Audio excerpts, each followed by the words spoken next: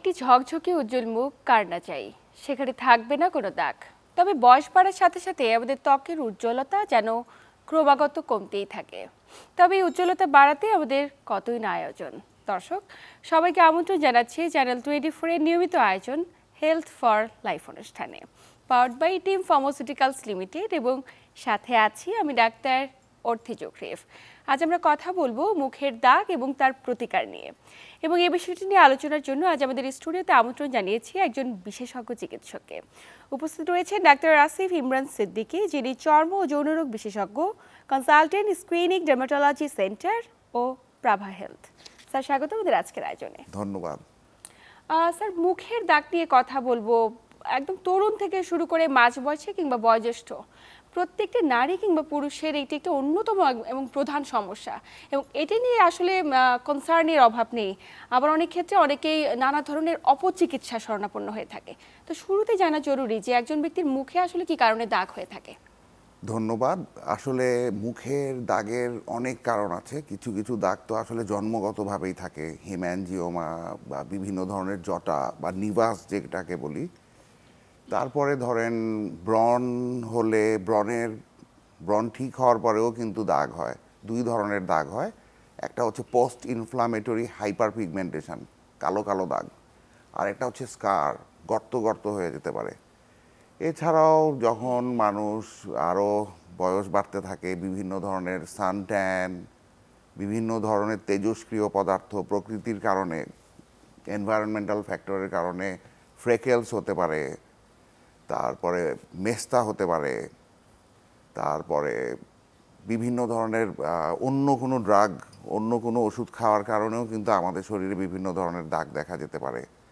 Even দাগ শুধু কালো দাগই না, আপনি যদি চিন্তা করেন সেতি রোগ, ভিটিলিগো, এটাও কিন্তু এক ধরনের দাগ। একদমই জি। তো এই ধরনের এগুলোই আসলে সবচেয়ে কমন কারণ। আর কেটে গেলে পোস্ট ইনফ্লামেটরি হাইপার পিগমেন্টেশন, পুড়ে গেলে এটা তো হতেই পারে। বা বিভিন্ন ধরনের অন্য কোনো স্কিন ডিজিজ, ধরেন কারো মুখে ব্রণ না হয়ে ফাঙ্গাল কোনো ইনফেকশন হইলো বা অন্য আরেকটা ফোড়া হলো, ওইটাও শুকায় গেলে কিন্তু একটা দাগ হতে পারে। তো ওই দাগটা ঠিক করার জন্য যদি আপনি ডাক্তারের কাছে না গিয়ে নিজে নিজেই বিভিন্ন ধরনের প্রসাধনী মাখেন, তো দাগ কেন হয় এই মুহূর্তে যদি আমি বলি, নাম্বার ওয়ান হলো সেলফ ট্রিটমেন্ট। ওভার ট্রিটমেন্ট করলে সাধারণত দেখা যায় বিভিন্ন ধরনের স্কিনের প্রবলেম হয়, র্যাশ হয়, পিম্পল হয়, অ্যাকনে হয়, followed by either melasma or freckle, এগুলাও হইতে থাকে। আর সূর্যের আলো থেকেও কিন্তু মানুষের দাগ হইতে পারে। একদমই। তো এই সূর্যের আলোতেই যদি আসি, অনেকে সূর্যের আলো থেকে নিজেকে একদম লুকিয়ে রাখতে চায়, আবার অনেকে কাজের প্রয়োজনে তো সূর্যের আলো যেতেই হবে। সেক্ষেত্রে আসলে সানস্ক্রিন ব্যবহার করাটা আপনারা খুব গুরুত্ব দিয়ে থাকেন, কিন্তু সানস্ক্রিন ব্যবহারের ক্ষেত্রে আসলে সেটা এসপিএফ কত হবে সেটা নিয়ে অনেক কোয়েশ্চেন থাকে। আপনি কি একটু ক্লিয়ার করতে পারেন এই বিষয়টি? আচ্ছা, নাম্বার ওয়ান হচ্ছে সূর্যের আলোরও আসলে দরকার আছে। সূর্যের আলো শরীরে লাগলেই ভিটামিন ডি হবে, লুকায় থাকার কিছু নাই। তবে আসলেই যদি আপনি খেলা দেখতে যান, আপনি আসলেই যদি আপনার আউটডোর অ্যাক্টিভিটি থাকে, আসলেই ধরেন আপনি বোট অথবা সি বিচে গেলেন, ওই দিন আপনাকে অবশ্যই সানব্লকার ব্যবহার করতে হবে। কিন্তু অল্প একটা ছোটোখাটো কারণের জন্য আপনি ডেইলি মুখ ধুইলেই সানব্লকার দেন, আবার আপনার এদিক দিয়ে ব্রণ হয়, আপনি এমনি অয়েলি, আপনার আসলে এনভায়রনমেন্ট চিন্তা করেই সানব্লকার ব্যবহার করতে হবে।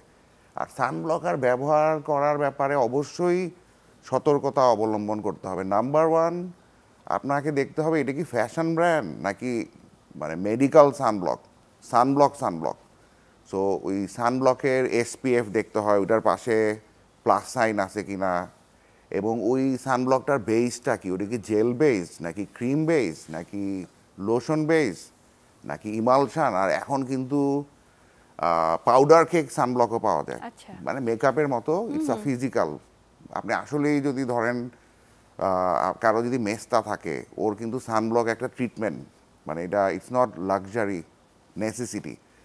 ওইটাই আর কি। যখন সানব্লক চয়েস করতে হবে আপনাকে, নিজের স্কিনটা সম্পর্কে জানতে হবে। নিশ্চয়ই। আমার মতে সানব্লক নেওয়াও আসলে একজনের উচিত ডক্টরের কাছে জিজ্ঞেস করা, একদমই ফিজিশিয়ানের পরামর্শ ছাড়া কখনোই ব্যবহার করা উচিত নয়। কারণ আমার এরকম অনেক পেশেন্ট আছে, অনেক ইয়াং, ওরা 9-10-এ পড়ে, স্কুলে গিয়ে ফ্রেন্ড সার্কেল বা অ্যাওয়ারনেস থেকে দেখছে যে সানব্লক মাখতে হবে, ওরা না বুঝেই বিভিন্ন ধরনের সানব্লক মাখার পরেই কিন্তু আসলে ব্রণ হয় দেখেই তো আসলে দাগ হয়। ইভেন একদম। অনেক সানব্লকে কিন্তু স্টেরয়েড থাকে যেগুলো আসলে মেডিকেল গ্রেড না।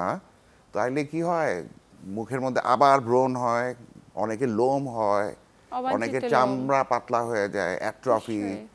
অনেকের রগ দেখা যায়, টেলানজেকটিসিয়া হয়। So it's very dangerous. মানে একই সানব্লক, সাথে অনেক কিছু সম্পৃক্ততা রয়েছে। জি। তো স্যার আপনি যেমনটি বলছিলেন যে স্কুলের অনেক স্টুডেন্ট আপনি পেয়ে থাকেন যেগুলো ব্রণ নিয়ে আপনাদের কাছে পরবর্তীতে যায়।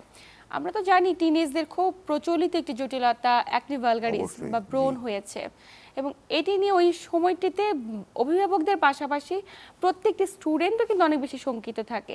একটু জানতে চাই আসলে অ্যাকনে ভালগারিসের একটি তো কারণ আপনি বললেন যে যাচাই বাছাই না করে বিভিন্ন ধরনের প্রসাধনী ব্যবহার করছে, আর কি কি কারণে হতে পারে?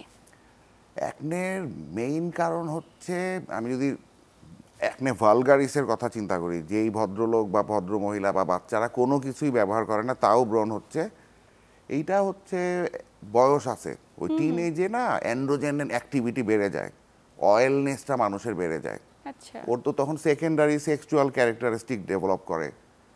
তো ওই টাইমে যেহেতু অয়েল বেড়ে যায়, ওই টাইমে যদি ওর মুখের মধ্যে ময়লা আটকায় থাকে, যদি অক্লুশন করে ফেলে, তাইলে হয় কি ভিতরের সিবামটা বের হইতে পারে না।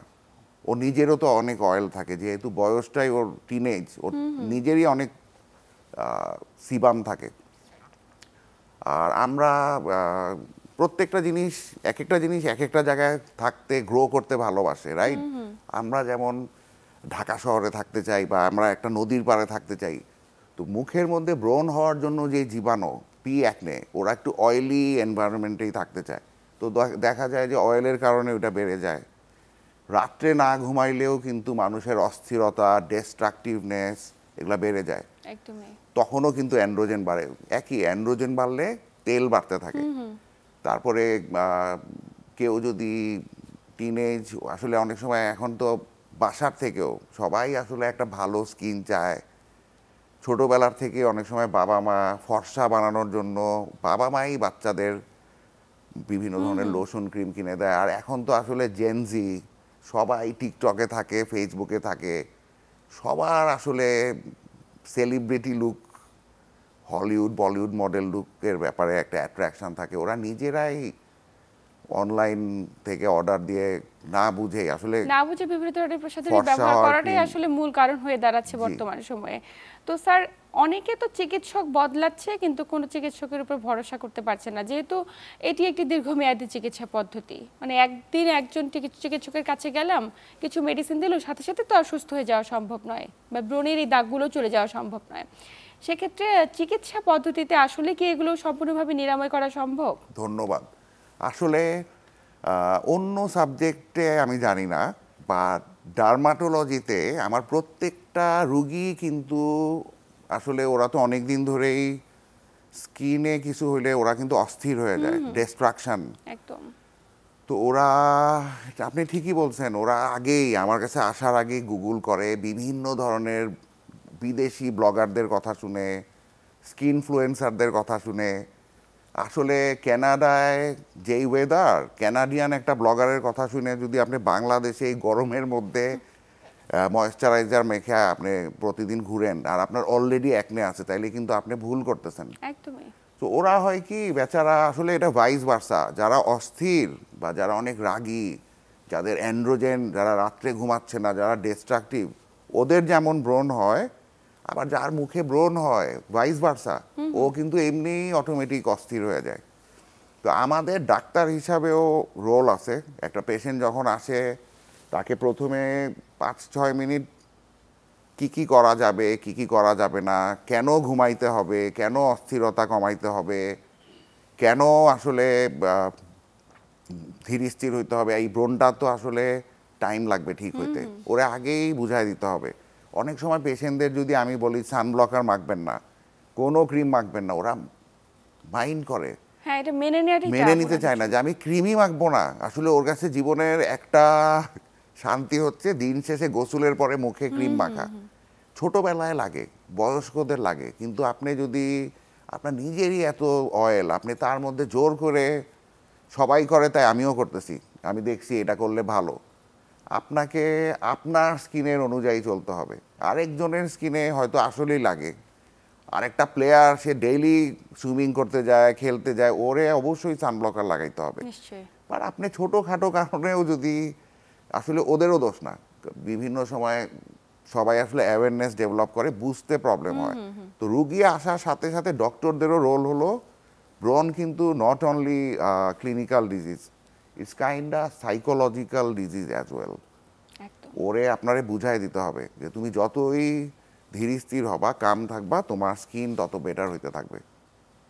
এবং পাশাপাশি স্যার ধৈর্য ধরতে হবে। মেডিসিনের মাধ্যমেও তো রিকভারি করা সম্ভব। অবশ্যই। এবং আর কি কি ধরনের চিকিৎসা পদ্ধতি রয়েছে? আমরা প্রথমে রুগী দেখি, রুগীর ব্রন কিন্তু একটা একনে হচ্ছে জাস্ট নট একরকম না, কিন্তু এক একটার মানুষের একনে এক এক রকম। ধরনগুলো ভিন্ন। হ্যাঁ, কোনো কোনো একনে আছে চাপ দিলে বের হয়ে যায়, কোনো কোনো আছে মাথা নাই, আচ্ছা। কতগুলো আছে অনেক মোটা, মানে অনেক বড় বড় হয়ে গেছে, এবং কিছু কিছু একনে আছে দিস ইজ ম্যালিগনেন্টই বলা যেতে পারে, ওদের হাড্ডি ব্যথা করে, জ্বর আসে। এবং আমাদের প্রথমেই দেখতে হবে যে কোন রোগীর কোন ধরনের একনে হয়েছে, এটা কি বিভিন্ন ধরনের স্টেরয়েড কন্টেনিং খারাপ কোম্পানির প্রোডাক্ট ব্যবহার করে হয়েছে, নাকি ঘুমায় না দেখে হয়েছে, নাকি ও ঠিক মতন মুখ ধয় না, কেন হচ্ছে এটা বের করতে হবে। আবার কারো কারো অনেক খাওয়া আছে, ওগুলা খাইলে দেখা যায় প্রথমে একটু চুলকায়, তারপরে ওই চুলকানো থেকে ইনফ্লামেশন ফলোড বাই একনে হয়ে যায়। তো ডাক্তার প্রথমে বের করবে কেন হচ্ছে, ওইভাবে আমরা ট্রিটমেন্ট দিব। এক একটা রোগের কাউরে কাউরে খালি ফেস ওয়াশ দিলেই ঠিক হয়ে যায়। আচ্ছা, এটা ডিপেন্ড করবে একজন ব্যক্তির অবস্থাটা কিরকম, অবস্থা। টিনেজ অবস্থা কিরকম, বা একজন Exactly. মা যদি এসে থাকে 30 ঊর্ধ্ব, ধরন অনুযায়ী আপনারা ট্রিটমেন্ট দিয়ে অবশ্যই থাকেন। প্রেগনেন্টদেরও আলাদা ট্রিটমেন্ট দিতে হয়, এক এক সময় এক এক কেস টু কেস ভ্যারি করে। একদমই স্যার। অনেকের আমরা লক্ষ্য করি হঠাৎ করে মুখের মধ্যে সাদা সাদা হয়ে গিয়েছে, যেটাকে আমরা ভিটিলিগো বলি বা সেতি রোগ বলি। এবং এটি আমার মনে হয় যে আমাদের সমাজের সবচেয়ে হীনমন্যতার অন্যতম কারণ একজন ব্যক্তির। তিনি তার চেহারাকে প্রকাশ্যে আনতে লজ্জাবোধ করেন। আমরা কখনোই চাই না কোনো ব্যক্তি সেতি রোগে ভুগুক, কিন্তু এটির কি আসলে পার্মানেন্ট কোনো সমাধান রয়েছে? পার্মানেন্ট সমস্যা মানে সমাধান পার্মানেন্ট অনেকেই তো ভালো হয়, এই রোগে ট্রিটমেন্ট আছে, এবং ঠিকভাবে ট্রিটমেন্ট করলে অনেকেই ভালো হয়, তবে কোনো চ্যালেঞ্জ দেওয়া যাবে না। আচ্ছা। মানে আমরা বলতে পারি না যে ভালো হবে নি, নিয়ম আছে, ওই নিয়মভাবে যদি চলে অনেক দিনে দিনে অনেক ধরনের সেতির ট্রিটমেন্ট এখন অনেক, বাংলাদেশে মোটামুটি সারা পৃথিবীতে যা যা ট্রিটমেন্ট আছে বাংলাদেশেই সম্ভব আচ্ছা। সেতি রিলেটেড। এইটাও কিন্তু আপনার ফার্স্টেই রুগীকে বুঝাইতে হবে, সেতি হলেও ব্রণের মতোই, বরং ব্রণের থেকেও ওর পুরা ফ্যামিলি অস্থির হয়ে যায়, দুঃখে থাকে। তো নিউরো অ্যাক্টোডার্ম, আমাদের ব্রেইন অ্যান্ড স্কিন কিন্তু নিউরো অ্যাক্টোডার্ম থেকে আসছে। আপনি যত অস্থির থাকবেন, যত নিজেকে কষ্ট দিবেন, আপনার স্কিনটাও আসলে এক্সিস্টিং ডার্মাটোলজি ডিজিজ যেগুলো থাকবে, সেতি থাকলে আরও সেতি বেড়ে যাবে। আচ্ছা আচ্ছা। সেতির রুগীরা যদি বেশি টেনশনে থাকে, বেশি অস্থিরতা করে, আরও বেড়ে যায়। আর সেতি নিয়ে এত ভয়ের কিছু নাই, কারণ সেতি জাস্ট কালার চেঞ্জ, মানুষের তো আরও কত বড় বড়, তো রুগীরে বুঝাইতে হবে। একদমই কাউন্সেলিং করাটা হ্যাঁ, খুব সেতি ইম্পর্টেন্ট। হওয়ার পরে ও মেনে নিতে পারতেছে না, ঘুমাচ্ছে না, ওইখানেও কিন্তু অ্যান্ড্রোজেন বাড়ে, ওইখানেও ডিস্ট্রাকশন বাড়ে। সেম ডার্মাটোলজির 80% পেশেন্ট কিন্তু আসলে মানুষের মানে মেন্টাল স্ট্রেসের সাথে কানেক্টেড, ঘুমের সাথে কানেক্টেড, স্থিরতার সাথে কানেক্টেড। স্যার, সেক্ষেত্রে আপনি তো অ্যাসিডিক নিয়েও কাজ করছেন দীর্ঘদিন ধরে, একটু জানবো যে যারা ভিটিলিগোতে ভুগছে, শরীরের কোনো একটি জায়গা সাদা হয়ে গিয়েছে বা সেতি রোগ হয়েছে, সোজা বাংলায় যদি রোগীদের বোঝাতে চাই, তো তাদের ক্ষেত্রে আসলে প্লাস্টিক সার্জারি বা অ্যাসথেটিক সার্জারির কোনো ভূমিকা রয়েছে কিনা? এখানে কিছু নীতিমালা আছে, যেমন রুগী ভিটিলিগো নিয়ে আসলো, সাথে সাথে আমরা কিন্তু পাঞ্চ গ্রাফট করব না, ওইটাকে আমাদের প্রথমে 1 বছর ধরে ট্রেডিশনাল ট্রিটমেন্ট যেগুলো ওগুলা দিতে হবে। আরো অন্য কোথাও আছে কিনা দেখতে হবে, ওইটার একটা প্রোটোকল আছে। আচ্ছা আচ্ছা। যদি প্রোটোকলের সাথে ম্যাচ খায় আর না পারে, ওর যদি দেখা যায় মাসে মাসে নতুন একটা লেসার নিয়ে আসতেছে, ওরে এই ধরনের ট্রিটমেন্ট করা loss. Loss in a sense, আমাদের কিন্তু আগে অন্য অনেক ওয়ে আছে, ওটা সবচেয়ে লাস্টে। কারণ আপনাকে দেখতে হবে কতদিন ধরে এই অবস্থা, একটা দুইটা থাকলে এটা করা যাবে, কিন্তু যার প্রোগ্রেসিভ, ওরে এটা করলে যেই জায়গা থেকে আপনি পাঁচটা নিবেন গ্রাফটিং এর, ওইখানেও দেখা যাবে কোয়েবনার ফেনোমেনন বলে এটারে। আচ্ছা। তো এটা একটু ধীরে সুস্থে করতে হবে। আর ইদানিং তো ফটোথেরাপি আছে, ইদানিং নাই বলবো আরো আগের থেকেই। এছাড়া মেলানিন ট্রান্সপ্ল্যান্ট করা যায়। আচ্ছা। আপনার শরীরের যেই জায়গায় সবচেয়ে বেশি মেলানিন, ওইখান থেকে আমরা ইচ্ছা করলে মেলানিনটাকে নিয়ে যেই জায়গায় ভিটিলিগো ওখানে দিতে পারি, এটাতেও দেখা যায়। কিন্তু কোনো ব্যক্তি যদি শরীরে বিভিন্ন জায়গায় ছড়িয়ে যায়, সেক্ষেত্রে কাউন্সিলিং করে তাকে মানসিকভাবে স্টেবল করাটা খুব বেশি ইম্পর্টেন্ট, যে এটা কেবলমাত্র শরীরের একটি রঙের পরিবর্তন, অন্য কিছু না। হ্যাঁ জি স্যার, যে সমস্ত মহিলা, মা কিংবা নারী কিংবা পুরুষ ত্বকের নানা ধরনের সমস্যায় ভুগছে, তাদের ক্ষেত্রে আসলে খাদ্যাভ্যাসে কতটুকু পরিবর্তন আনা জরুরি এবং জীবনযাত্রায় পরিবর্তন আনার পরামর্শ কতটুকু থাকবে আপনার? অবশ্যই স্কিন ভালো করতে হলে, চুলের ব্যাপারে চিন্তা করতে হলে এন্ট্রি লেভেল হচ্ছে ঘুম। না ঘুমাইলে কখনো কারো স্কিন ঠিক হবে না। দেখা যায় অনেকে অনেক লাকি, ঘুমায় না কিন্তু স্কিন ভালো, but in the long run অবশ্যই তার স্কিনে কোনো না কোনো এফেক্ট হবে।